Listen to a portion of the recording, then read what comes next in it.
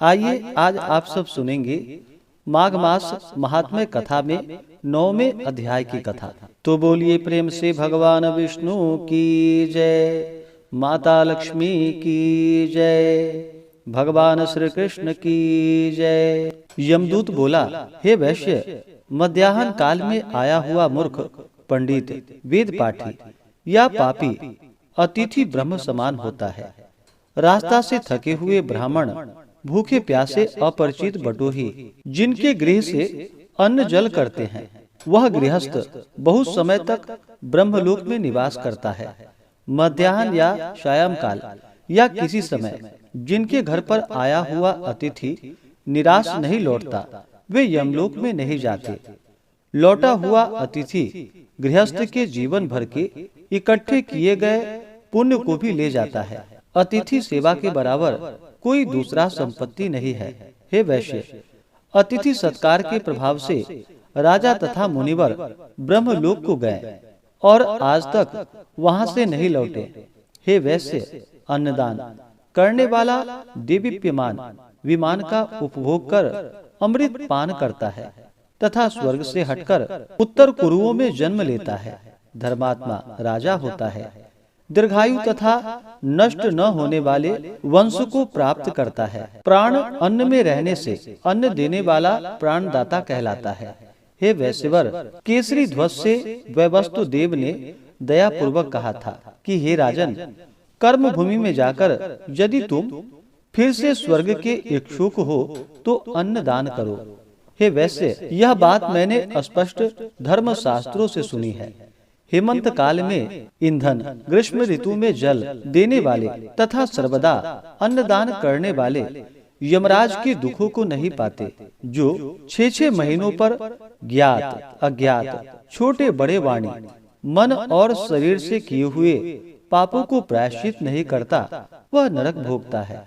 और जो प्रायश्चित करता है वह देवता और गंधर्वों से सेवित शुभ लोक को प्राप्त होता है।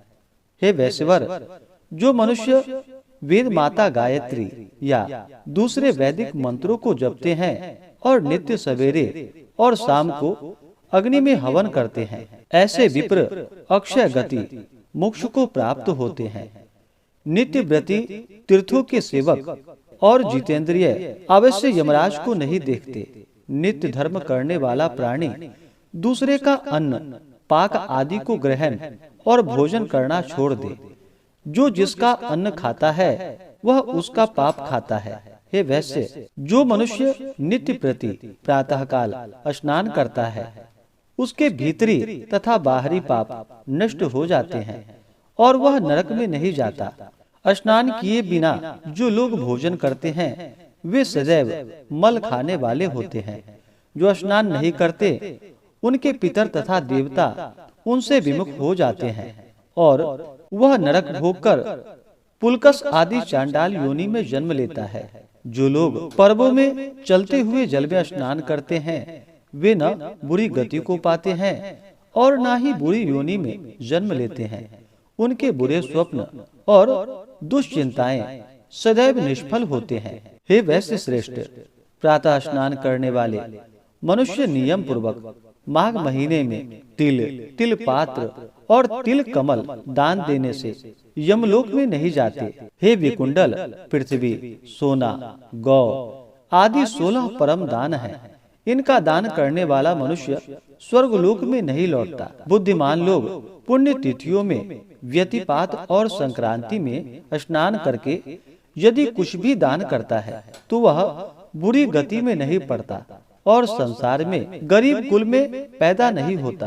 हे वैश्यवर, सत्यवाणी, मौनी, मधुरवाणी, मधुरभाषी, अक्रोधी, क्षमाशील, नीतिमान, अनिंदक, प्राणियों पर दया करने, दूसरे के पापों को छुपाने, पराये गुण का वर्णन करने, दूसरे के धन को न चाहने वाले, इस तरह के लोग नरक नहीं भोगते, वे सदगति को प्राप्त होते हैं।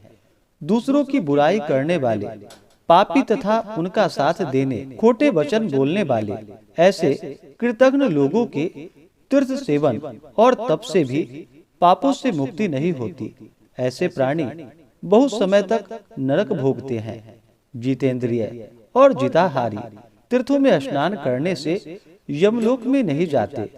तीर्थ में पाप न करे, जीविका न करे, दान लेना और धर्म की बिक्री छोड़ दे, ऐसा पाप करने वाला मनुष्य नरकगामी होता है। इस प्रकार से श्री पद्म पुराण के अंतर्गत विकुंडल दूत का संवाद नामक 9वां अध्याय पूर्ण हुआ।